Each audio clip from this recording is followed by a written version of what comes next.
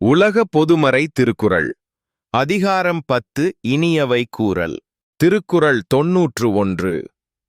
இன்சொலால் ஈரம் அலை படிரிலவாம் செம்பொருள் கண்டார்வாய்ச் சொல்.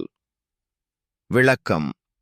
தகுந்த உண்மை பொருளைத் தெரிந்தவர்கள் உணர்ச்சிகளை பாதிக்காமல் இனிய சொற்களால் சொல்லுதல் சிறந்ததாகும்.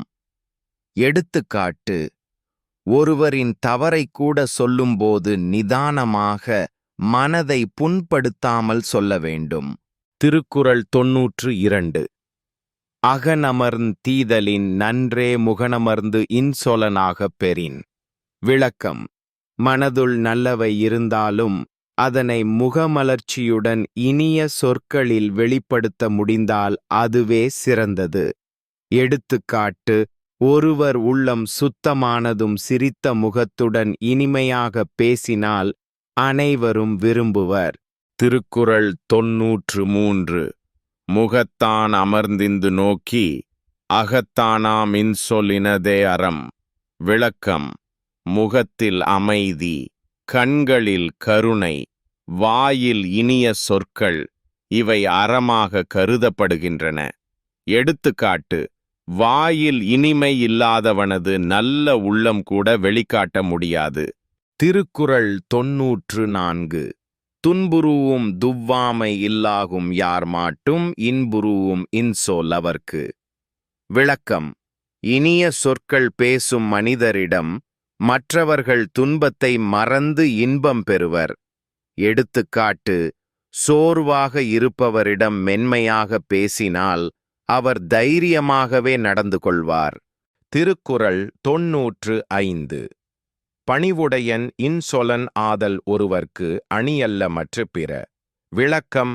பணிவும் இனிய பேச்சும் ஒருவருக்கு நிகரற்ற அழகான ஆடை. எடுத்துக்காட்டு: வெள்ளை சட்டை, பட்டுப்புடவை அல்லாமல் பணிவும் இனிமையும் தான் சிறந்த அலங்காரம். திருக்குறள் 96. அல்லவை தேய அறம்பெருகும் நல்லவை நாடி இனிய சொலின். விளக்கம். ஒருவர் நல்லவற்றை தேர்ந்தெடுத்து இனிய சொற்களில் பேசினால் துன்மைகள் விலகி அறம் வளர்ச்சி பெறும். எடுத்துக்காட்டு: இனிமையாகவும் உண்மையாகவும் பேசுவோர் சமூகத்தில் நல்லைதான் ஏற்படுத்துவர். திருக்குறள் 97. நயன் ஈன்று நன்றி பயக்கும் பயன் ஈன்று பண்பின் தலைப்பிரியாச் சொல்.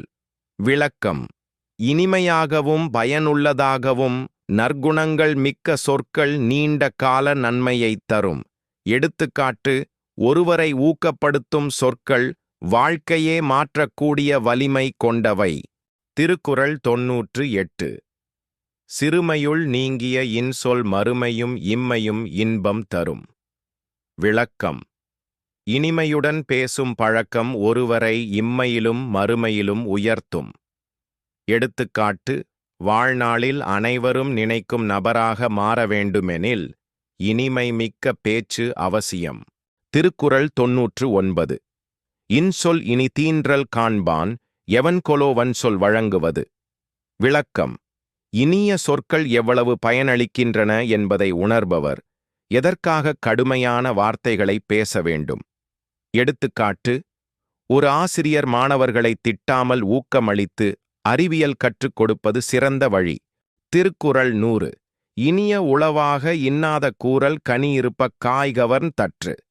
விளக்கம்.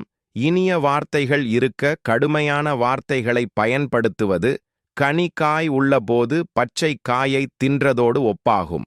எடுத்துக்காட்டு: தாய்மார்கள் குழந்தையை கண்டிப்பது கூட மென்மையாகவும் அன்பாகவும் இருக்க வேண்டும். Please subscribe, like and comments.